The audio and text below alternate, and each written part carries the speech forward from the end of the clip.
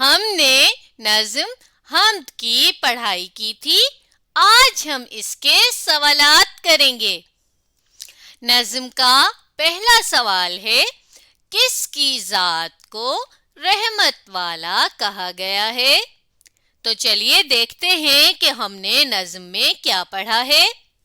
نظم کے بالکل پہلے شعر میں ہم نے یہ پڑھا ہے، اللہ تو ہے رحمت والا، نام ہے تیرا برکت والا۔ تو دیکھیے یہاں پر اللہ تعالیٰ کی ذات کو رحمت والا کہا گیا ہے۔ اب ہم یہاں کسی اور رنگ سے اپنے جواب کو دائرے میں کر لیتے ہیں کہ اللہ کی ذات کو رحمت والا کہا گیا ہے۔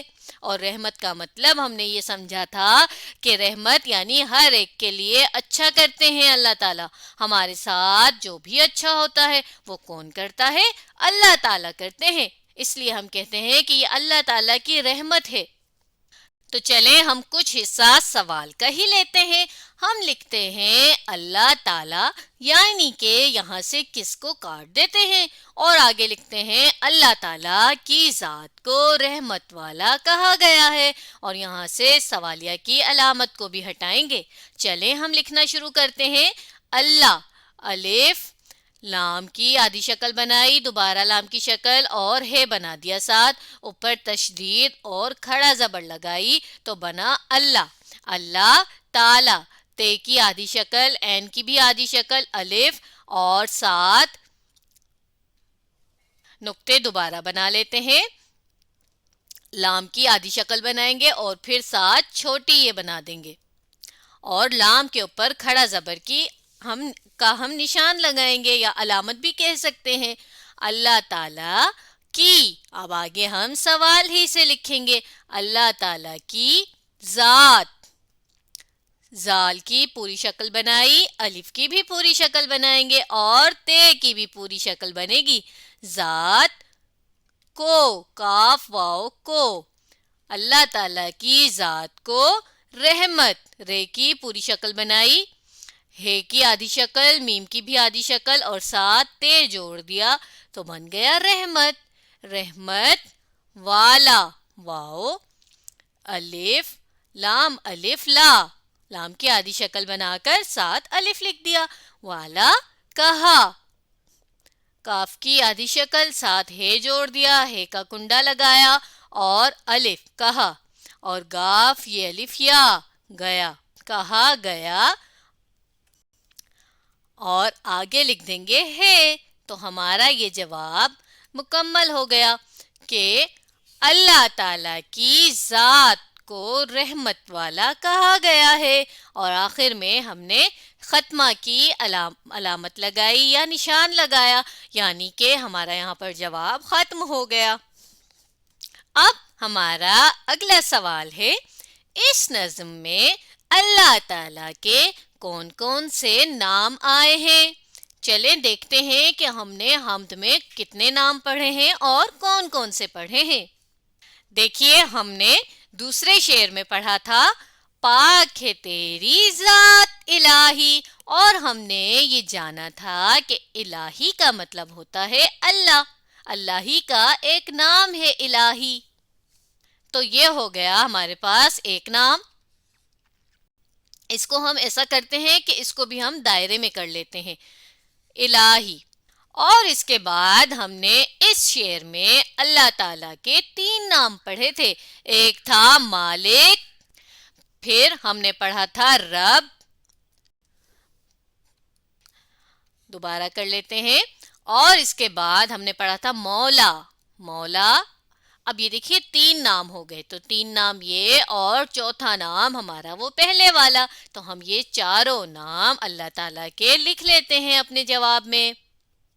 ہم کچھ حصہ سوال ہی کا لیں گے، جیسا کہ ہم لکھیں گے، اس نظم میں اللہ تعالیٰ کے یہاں تک لکھنے کے بعد ہم کون کون سے کو کاٹ دیں گے اور آگے لکھیں گے یہ نام آئے ہیں۔ چلیں لکھتے ہیں۔ سب سے پہلے اس لکھیں گے الف اور سین کی پوری شکل بنائیں گے۔ نظم، नून की आधी शक्ल बनाई, जोई की भी आधी शक्ल और साथ मीम जोड़ दिया तो बन गया नज़्म।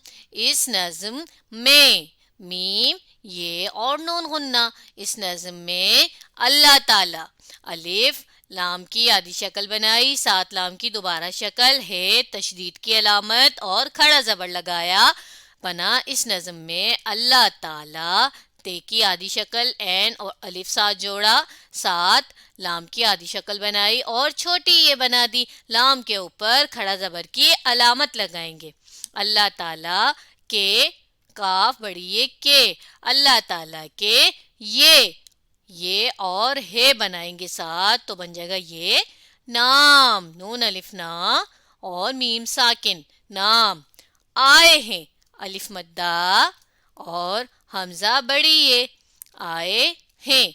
अब हैं के बाद हम एक निशान का इस्तेमाल करेंगे, यानी हम लगाएंगे दो नुक्ते, जिसका मतलब ये होता है कि इसके बाद हम कोई तफसील लिखने वाले हैं, इसी बात से मुतालिक कोई तफसील बताएंगे।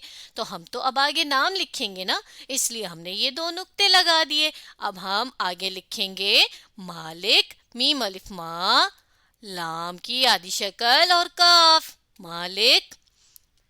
आगे लिखेंगे रब और आगे लिखेंगे क्या नाम हमने पढ़ा था, इलाही, अलिफ लाम की आधी शक्ल, है की आधी शक्ल और छोटी है इलाही। और हमने एक और नाम भी पढ़ा था, हमने पूरे 4 नाम देखे थे।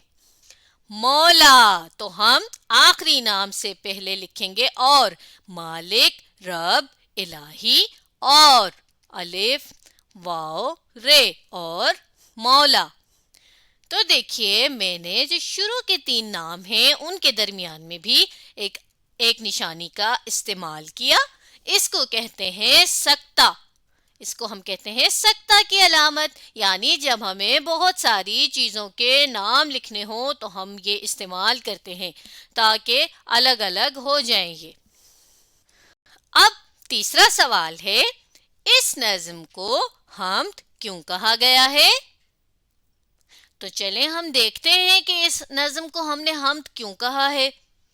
तो देखिए हम इसके शुरू के 2 शेर पढ़ते हैं। पहले, अल्लाह तू है रहमत वाला, नाम है तेरा बरकत वाला, देती है हर चीज गवाही, पाक है तेरी जात इलाही। तो हम ये जानते हैं कि जिस नज़्म में अल्लाह ताला की तारीफ की जाए तो हम कहते हैं कि इस नज़्म का नाम है हम्द। तो ऐसी कोई भी शायरी जिसमें अल्लाह ताला का जिक्र मौजूद हो, अल्लाह ताला की तारीफ की गई हो, उसे हम हम्द कहते हैं। इसलिए हमने अपनी इस नज़्म को भी हम्द कहा है। चले हम अपने जवाब में लिखते हैं। हम कुछ हिस्सा सवाल का लेंगे, जैसा कि हम लिखेंगे इस नज़्म को हम्द, आगे हम क्यों को काट देंगे और इसकी जगह लिखेंगे इसलिए कहा गया है, और फिर आगे हम अपना जवाब मुकम्मल करेंगे। चलें अब हम लिखना शुरू करते हैं। अलिफ और सीन की पूरी शक्ल बनाई इस नज़्म, नून की आधी शक्ल, जोई की आधी शक्ल, साथ मीम जोड़ दिया।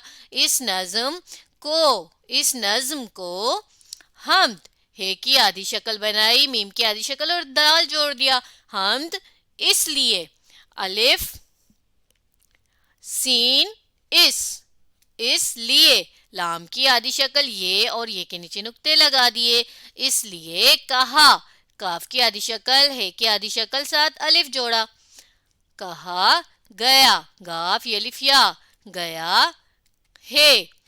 आगे हम लिखेंगे क्योंकि, कहा गया है क्योंकि, काफ की आधी शक्ल बनाई, ये की भी आधी शक्ल और साथ वाव जोड़ा, और आगे जब हम नून हुन्ना लगा देंगे तो ये आवाज बन जाएगी क्यों के, काफ और है, क्योंकि इसमें अलिफ सीन इसमें आप चाहें तो अलिफ के नीचे ज़ेर की निशानी लगाएं और चाहें तो ना भी लगाएं। इसमें अल्लाह, अलिफ लाम और है और तशदीद की अलामत और खड़ा ज़बर, अल्लाह ताला, اللہ تعالی کی تعریف، تے کی آدھی شکل، این کی آدھی شکل، ساتھ ہم نے رے جوڑ دیا اور یہ اور فے کی پوری شکل بنائی۔ فے کو ہم دوبارہ لکھ لیتے ہیں۔